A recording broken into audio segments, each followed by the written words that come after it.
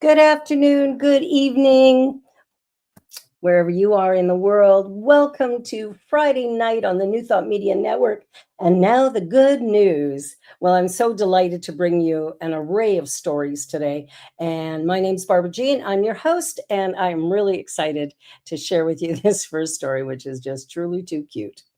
So, a boy in New Jersey who has established a strange fandom over the former president, Jimmy Carter, has just enjoyed his fifth birthday. Check out his birthday cake. And while little Ryan is fond of ninjas, dinosaurs, and Spider Man, his mother, Laura Ramos, surprised him with a Jimmy Carter themed bash, complete with Carter for President memorabilia, a life size cardboard cutout, and a birthday cake frosted with the president's likeness. But why and how is a young boy from New Jersey the biggest fan of a deceased former president from Georgia who held office more than 30 years before he was born? Ryan's mom, Lauren Ramos, explained to the Atlantic Journal Constitution that it began on the president's day when the boy was 3. She showed him a grid chart of all the presidents to have ever lived, and Carter immediately struck his interest.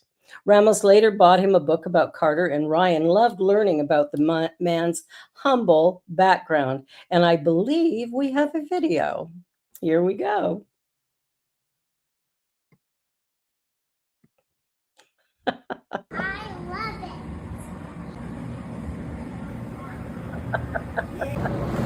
Woo! Jump for Jimmy. Woo! Do some jumping. Woo!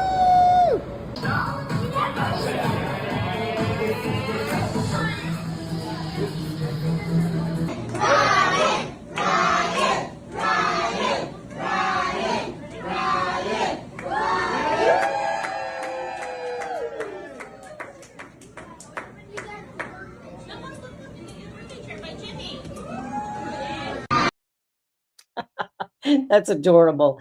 Who knew a little child like that would even know anything about President Jimmy Carter? Well, it's been a minute. All right. So, keeping up with the kids, we've got another video for you. This is of a little ring bearer that dozes off as he's coming down the aisle in his mini sports car. Daya, you got that video?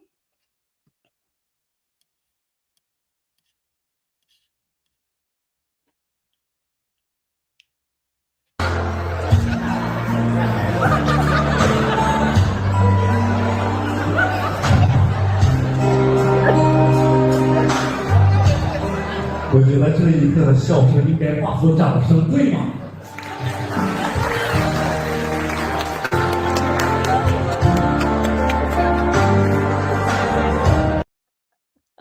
That's hilarious. This adorable moment, a young ring bearer fell asleep behind the wheel of a mini sports car while making his entrance at a wedding. The whole scene left giggling on September 23rd in China. The video footage shows a little boy fast asleep with his head tilted back, being driven by a remote control by the aisle in a toy car. It's very sweet. That's so funny. All right, everybody. Well, when I was at the hospital a number of months ago, one of the nurses said, motion is lotion. So walking, yes, walking just 4,000 steps 1 to 2 times a week may help you live longer. Yeah, that's the study. An important exercise minimum of 4,000 steps 1 or 2 days per week pardon me, was just identified in a study as a benchmark to help seniors live longer.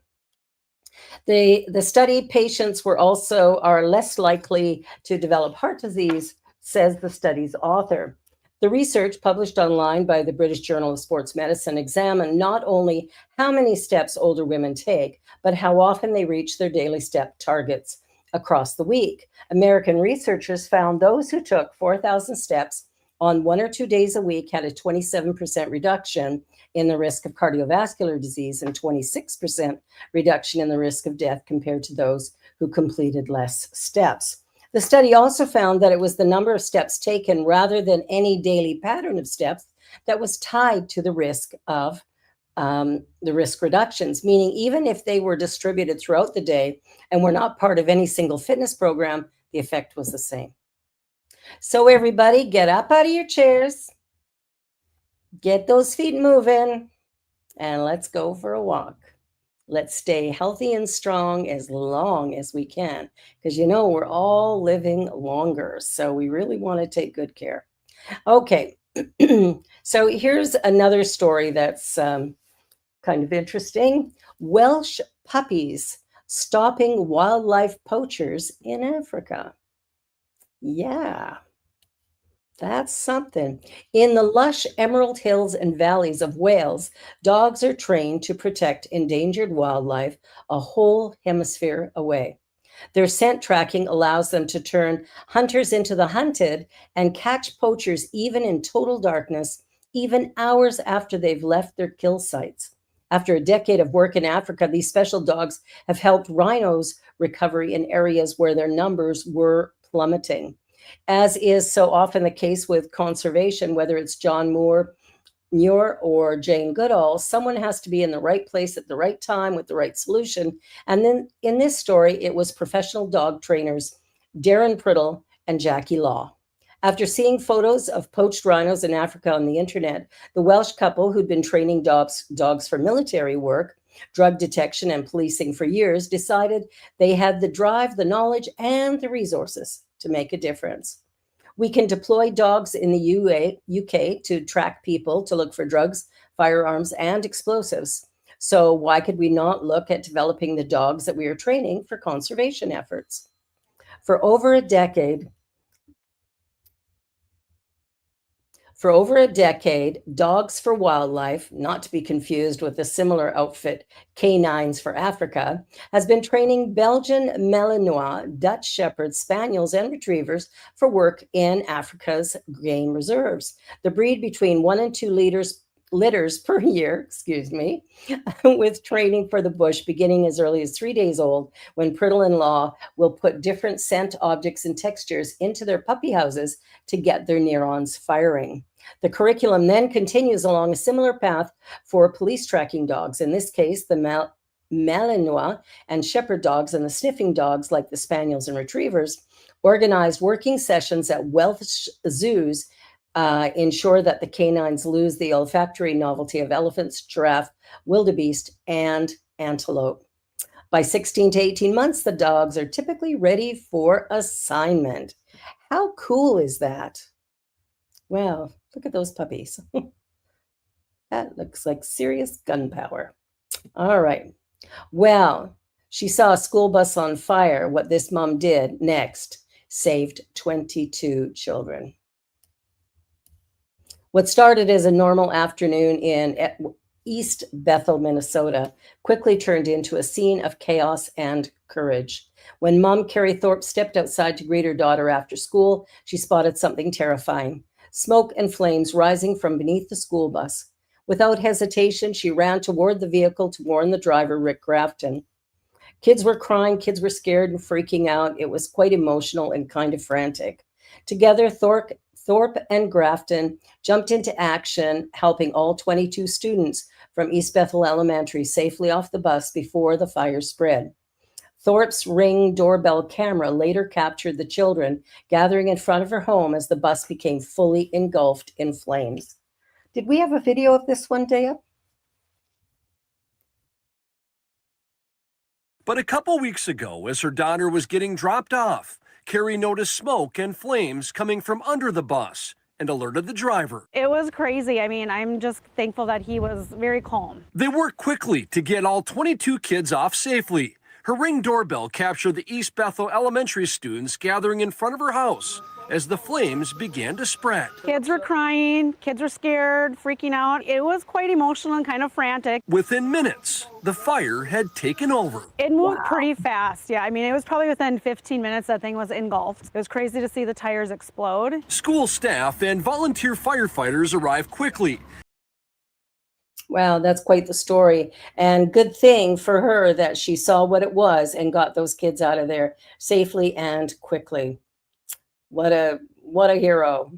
All right, we're going to take a short little commercial break and we'll be back in just a few minutes for more. And now the good news. Don't go away.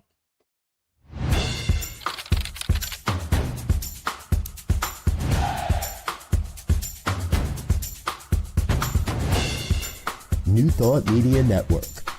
We are a global broadcast network of positive music, media, and entertainment, inspiring humanity's evolution along the journey of enlightenment and creating a world of love, peace, empowerment, and prosperity for all. New Thought Media Network. Positively inspiring.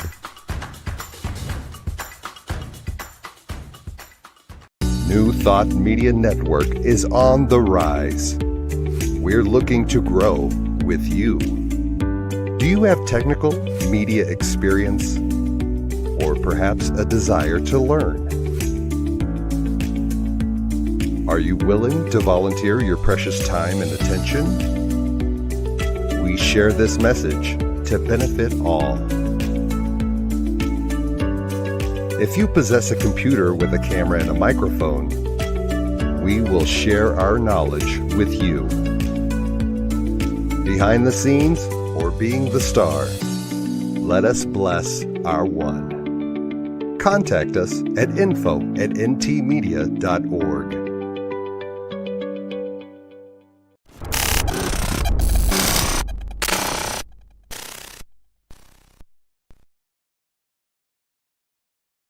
Very funny. Parents sometimes can be funny, right? So this mom and dad team up and they text their 27-year-old daughter, and it got a bunch of laughs when it ended up on TikTok. So a Gen Z's woman's hilarious text message from her parents have viewers in stitches. Emily Forbes, 27, shared the screenshots on TikTok. It starts with a photo of her mom and dad, who proudly moved out at ages 19 and 20. Then it cuts to the text message she received from her dad and mom. Texts of encouragement with a heavy dose of sarcasm. Now, did we have a video on this one, Dea? Oh, we've got the shots there. So congratulations, Emily. You switched off all the lights before you left this morning. You're such a clever girl. You make me so proud. I can't wait to tell my mates how good you are with the light switches in the house. It really is a great day. And then Mom writes, 3 cheers for Emily. It's amazing. We're never too late to learn the basics. That's very, very funny. I have a 20-year-old. I wonder if it might work here too. All right. So we've got a Texas man who is known as the fairy godfather of Halloween. Yes, in Austin, Texas, one man is proving that a little creativity and a lot of heart can bring magic to Halloween. Meet 62-year-old Christoph Wagoner, known by locals as the fairy godfather of Halloween. Several times a week, you can find him digging through piles of clothes at thrift stores, searching for items that are shiny, furry, or sparkly, anything that might become part of a costume. I want everybody, all the kids, their parents, whatever, to feel like they're getting the same thing that somebody went out and bought. At his home, Wagoner washes, glues, and sews the garments, transforming them into one-of-a-kind costumes. Each fall, he hosts free events where children can pick out their dream Halloween costume. No cost, no stigma, just pure joy. Wagoner has been doing this for 9 years, spending thousands of dollars of his own money and countless hours of work to make sure every child can experience the excitement of dressing up. Even though he still works full-time and pays over $5,000 a year for costume storage, he says the reward is priceless. The goal is to make people better than they were before the event, he says. If there's somebody there to help you, then you're more than likely to turn around and help somebody else. Through his kindness and imagination, the fairy godfather of Halloween is showing that the true spirit of the season isn't found in candy or decorations. It's found in giving joy. Oh, way to go, Christoph. You are a very fine man. That is for certain. All right. So wood carving. This is interesting. A wood carving club has turned a city's tree trimmings into treasure trinkets. This is a great idea. In Yorkshire, England, an ancient profession turned hobby is helping to keep tree trimmings out of the landfills among other benefits. The Yorkshire Spoon Club, as the name suggests, will jump at the opportunity to turn an upturned oak or alder tree into a spoon. But this collection of hobbyist and professional wood carvers turns out far more than just eating utensils. Meeting once a month in Ellicker's Wood near the small city of Bradford in North Yorkshire, the Yorkshire Spoon Club will quickly turn any municipal tree that's reached the end of its life into a work project. When Atlantic storm Amy passed through the area last month and knocked out a major alder tree in the town of Shipley, club member Clive Nutton took the whole of the tree away from the surgeons after the surgeons had reduced it to logs. The club, BBC reports, then processed the town's departed tree into all sorts of steins, bowls, and spoons. It was very happily received, and it's in the process now of being turned into all kinds of lovely things. They're reflective of a good time spent in the woods with lovely people and reflective of time in nature.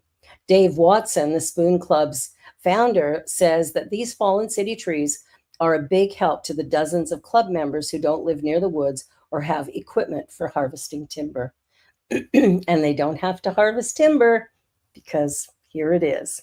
So Watson holds workshops in Ellicker's Wood, where timber is plentiful. But for the rest of the month, some of these carvers will literally be listening out as they go about their daily business for the sound of chainsaws. Often tree surgeons are removing something that's dangerous or unwanted for some reason, and it just gets chipped up. So they're usually only too happy to pass a bit of wood over. And what a great use for it. Like, I love that.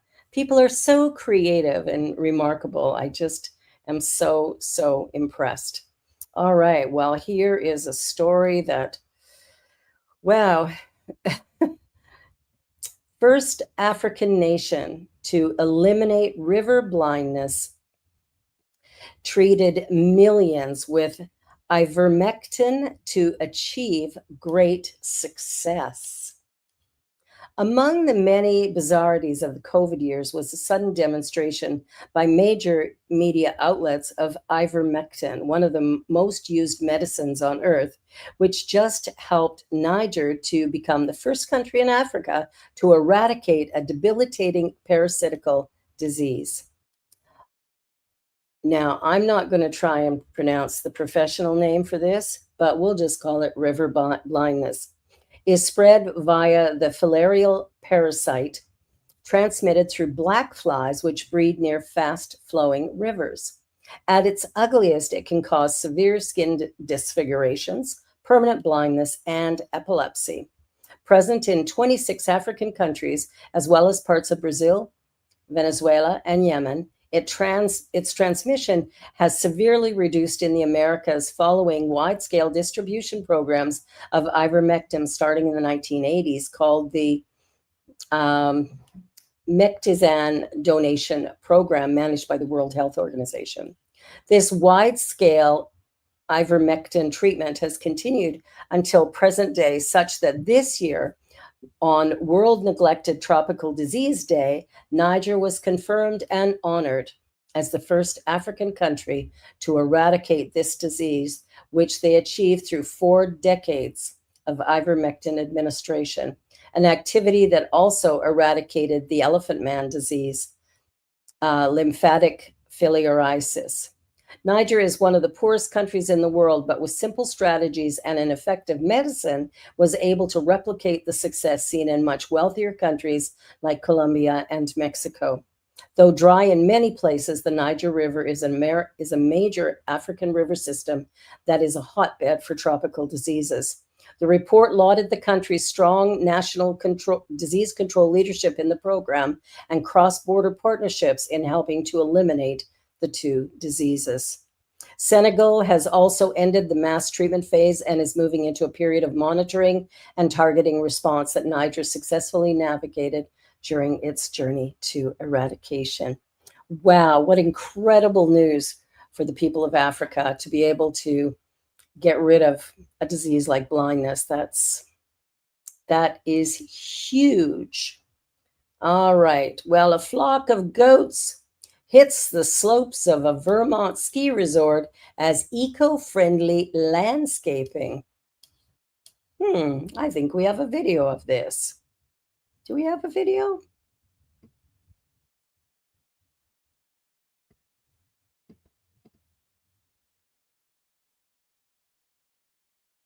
No. Oh, my mistake. My mistake. All right. So, is there a faster way to ruin someone's morning than by putting a team of landscapers with mowers and blowers next door at 8 a.m.? Yeah, it's pretty loud. Well, the neighbors of Jay Peak Ski Resort in Vermont, that's a headache they're no longer forced to suffer, as the resort has taken on a flock of sheep and goats to manage the vegetation on the slopes during the summer months. Nicknamed the Chew Crew on the line of merchandise sold to the animal's adoring fans, the 150 small ruminants keep weeds and other overgrowth in check whilst reducing erosion, cutting back on fossil fuel use, mimicking natural seed dispersal, and best of all, doing the job in silence, apart from the occasional bleating and baying. Sorry. It can take months of mowing and weed whacking to get the slopes ready for winter ski season. But so far this year, Jay Peak has opened their 385-acre mountain property to landscaping by goats and sheep, which administrators described as an easy decision. The animals were hired from Cloudbrook Grazing, a farm from a small town about 65 miles north of Jay Peak. Vermont's Agritech Institute has provided a sophisticated digital fencing system that quickly establishes virtual borders of each ski slope and prevent the goats from overgrazing or wandering off. The project is in a trial period where the flock will chew down 25 acres under the watchful eye of the Institute and Cloudbrook's shepherd dog, Helios. If it proves effective, the plan is to bring the flock back next year with a greater area of work. The goats are great at the trees and the goldenrod and other types of brush, but the sheep really do well with the grasses. So by mixing the two together, we get everything covered pretty well. How fabulous is that? What a fun story. Goats on the ski hill. Okay. Well, our last story today is about vitamin K, and it is forming the basis of groundbreaking prospective treatment of neurodegenerative diseases. Vitamin K, an essential nutrient that prevents blood clots and aids in bone health, could also be an effective long-term treatment for neurodegenerative diseases.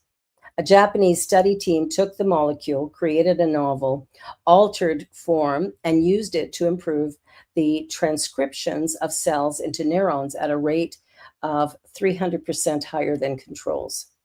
If replicated in humans, such an effect would slow or even reverse the progress of diseases like Alzheimer's, Huntington's, and Parkinson's, and would be one of the first to be demonstrated to do so. Wow, would that be good news for a lot of people?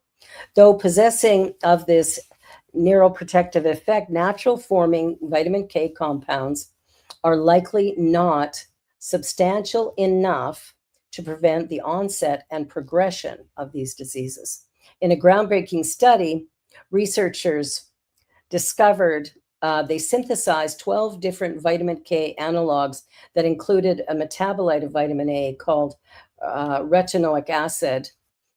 This analog exhibited a threefold higher neuron differentiation activity, meaning it simulated neural progenitor cells in mice to form new neurons. This novel form of vitamin K interacted heavily with the cellular receptive, which is known to be involved with neuron intercommunication and which, if inhabited in mice, creates behavior alternations similar to those seen in dementia patients. Our research offers a potentially groundbreaking approach to treating neurodegenerative diseases. A vitamin K derived drug that slows the progression of Alzheimer's disease or improves its symptoms could not only improve the quality of life for patients and their families, but also significantly reduce the growing societal burden of healthcare expenditures and long-term caregiving. Well, isn't that just some good news? Well, on another front, of course, the Blue Jays and the Los Angeles Dodgers hit the field shortly. And let's see where it goes. World Series begins tonight, 8 p.m. Eastern, 6 p.m. Mountain, 5 p.m. Pacific. You're watching And Now the Good News here on the New Thought Media Network. I'm Barbara Jean. I'm your host, and I'm so grateful you were here tonight. Please do like, share, and subscribe. Thanks for watching. See you again next time. Bye for now. Please help us say thank you to our organizational sponsors, including the Hepperlin Foundation, Affiliated New Thought Network, International New Thought Alliance, Science of Mind Archives and Library Foundation, Center for Spiritual Living Denver, Center for Spiritual Living Midtown, New Thought Philadelphia, Planned Happiness Institute, Summit Center for Spiritual Living, One Heart Retreats, Center for Spiritual Living on the Lake, Unity Spiritual Center, Kitchener, Om Center for Spiritual Living, La Mesa, Satya Center, Center for Spiritual Living, North Jersey, Unity of Savannah, and Center for Spiritual Living, Seattle, as well as all of our individual donors. Thank you for making New Thought Media Network a place to be. Please come be you. And remember, like, share, and subscribe. New Thought Media Network, positively inspiring.